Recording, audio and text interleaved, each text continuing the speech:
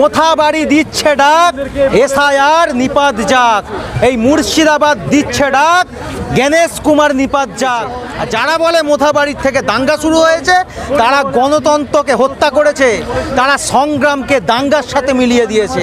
আর যারা সংগ্রামকে দাঙ্গার সাথে মিলিয়ে দিয়েছে, তারা হচ্ছে এই ভারতবর্ষের সব থেকে বড়। মোফাক্কিরুল ইসলাম বীরের মতো গলায় মালা পরিয়ে বের করাবো, বীরের মতো গলায় মালা পরিয়ে বের করাবো। দিনেতে মোফাক্কিরুল ইসলামের নেতৃত্বেই আগামী দিনেতে এসআইআর আন্দোলন কারো জোরালো। আইলা দেখেছেন, আমফান দেখেছেন, আর একবার এই আন্দোলনের ঝড় উঠবে, যেটা আমফানের থেকেও ভয়ঙ্কর হবে। 15 বছরের তাক 29-এ সাফ হবে, বাংলার জনগণ করবে, ভারতবর্ষের। মোফাক্কিরুল ইসলাম দাঙ্গা করেছে, একটা প্রমাণ দেখিয়ে দিন, একটা প্রমাণ।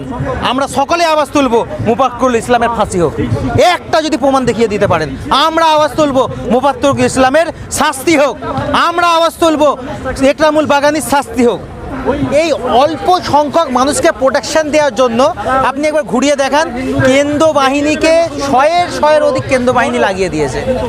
এত ভয় খেয়ে গেছে, মানুষের জাগরণ এদের কাছে একটা কম্পন হিসেবে সৃষ্টি হয়েছে। নির্বাচন কমিশন এবং কেন্দ্র সরকার ভয় খেয়েছে যে লক্ষ লক্ষ মানুষকে বাদ দিয়ে ভোট করাবার যে কৌশল, সেই কৌশলকে ব্যর্থ করার জন্য জনজাগরণ তৈরি হয়েছে, জন উত্থান তৈরি হয়েছে, গণ আন্দোলন শুরু হয়েছে, আর মোথাবাড়ি পথ দেখিয়েছে। আর যারা বলে মোথাবাড়ির থেকে দাঙ্গা শুরু হয়েছে, তারা গণতন্ত্রকে হত্যা করেছে, তারা সংগ্রামকে দাঙ্গার সাথে মিলিয়ে দিয়েছে। আর যারা সংগ্রামকে দাঙ্গার সাথে মিলিয়ে দিয়েছে, তারা হচ্ছে এই ভারতবর্ষের সব থেকে বড় কালপিট। তাহলে কি মোথাবাড়ি পর্যন্ত যে আন্দোলন হয়েছে, ওই আন্দোলন ওই পর্যন্তই থমকে গেল? মোথাবাড়ি দিচ্ছে ডাক, এসআইআর নিপাত যাক। এই মুর্শিদাবাদ দিচ্ছে ডাক, গণেশ কুমার নিপাত যাক। আর এই পশ্চিমবঙ্গের জনগণ হিন্দু মুসলিমের ঐক্য দিচ্ছে ডাক, বিজেপি সরকার এই বাংলা থেকে নিপাত যাক। যাদের নাম ডিলিট করে দেওয়া হয়েছে, তারা কি এই বিধানসভা ভোটে ভোট দিতে পারবে? যারা ট্রাইব্যুনালে গিয়ে যারা ভোটের অধিকার ফিরে পাবে, তাদেরকে এই বিজেপির দালাল, এই বিজেপির পিছন চাঁড়া গণেশ কুমার, সে বলেছে ভোট দিতে পারবেন না। মানে ক্ষমতার জোর বেশি দিন থাকবে না। ওই ক্ষমতার আসন থেকে যেই দিন নামবেন, আপনার কলার ধরে ইঞ্চিতে ইঞ্চিতে বুঝে নেব, ইঞ্চিতে ইঞ্চি। অনেকে তো শুভেন্দুকেও এরকম কথা বলে, এটা কি সম্ভব? শুভেন্দু অধিকারী 2026-এ এই পশ্চিমবঙ্গের মানুষ দায়িত্ব দিক, শুভেন্দু অধিকারীকে হারাক। শেখ মোহাম্মদ সালমান শুভেন্দু অধিকারীকে যদি বাংলা থেকে যদি উৎখাত না করতে পারে, আমি বাংলা ছেড়ে চলে যাব। কিন্তু তার তো প্রচুর পরিমাণে বডিগার্ড দেওয়া। আরে বডিগার্ড কি? জনগণ শেষ কথা বলে, জনগণ শেষ কথা বলে। 35 বছরের শক্তিকে জনগণ উৎখাত করে দিয়েছে। আর এই বিজেপি তো আমাদেরকে চুদাপুটি। এই 15 বছরের তাক 29-এ সাফ হবে, বাংলার জনগণ করবে, ভারতবর্ষের জনগণ করবে। আগামী দিনে আপনাদের কি কি কর্মসূচি? আমাদের একটাই কর্মসূচি, ভোটাধিকার রক্ষা মঞ্চের পক্ষ থেকে অল ইন্ডিয়া তৌহিদি জনতা সহ বিভিন্ন সংগঠন, যত গণসংগঠন আছে, একটাই দাবি, এসআইআর বাতিল করো। ট্রাইব্যুনালে আমাদের বিশ্বাস নেই, কারণ এই মুনাফিকের বাচ্চা গণেশ কুমার, এ হচ্ছে বিজেপির দালাল। আর বিজেপির দালালি করতে করতে বাঙালিকে হত্যা করা শুরু করেছে। ডাক্তারদের হত্যা করছে, মাস্টারদের হত্যা করছে, শিক্ষকদের হত্যা করছে। তাই হত্যাকারী গণেশ কুমারকে বাংলার জনগণ আগামী দিন গোড়ায় গন্ডায় ব্যালট পেপারে ভোটের বাক্সই জবাব দেবে।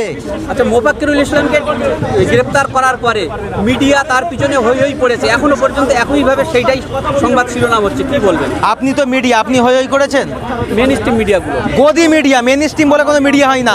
আপনারাই হচ্ছে মেন স্ট্রিম মিডিয়া, ডিজিটাল মিডিয়াই হচ্ছে মেন স্ট্রিম মিডিয়া। আর এরা হচ্ছে গদি মিডিয়া, এরা হচ্ছে বিজেপির পরিচালিত, আরএসএসের পরিচালিত। এরা হচ্ছে মনুবাদী, এরা হচ্ছে ব্রাহ্মণবাদী, এরা হচ্ছে ফ্যাসিস্টবাদী। এদেরকে মিডিয়া বলবেন না। এরা কোনো একটা গোষ্ঠীর, কোনো একটা দলের, কোনো একটা নীতির অনুসরণ করে। এরা সত্যর পক্ষে কোনো সময় যায়নি। এরা বলে আমরা নিরপেক্ষ। যারা নিরপেক্ষ তারাই সব থেকে বড় ভয়ঙ্কর। ওরা কভারেজ কি করেছে? মোফাক্কিরুল ইসলাম দাঙ্গা করেছে, একটা প্রমাণ দেখিয়ে দিন, একটা প্রমাণ।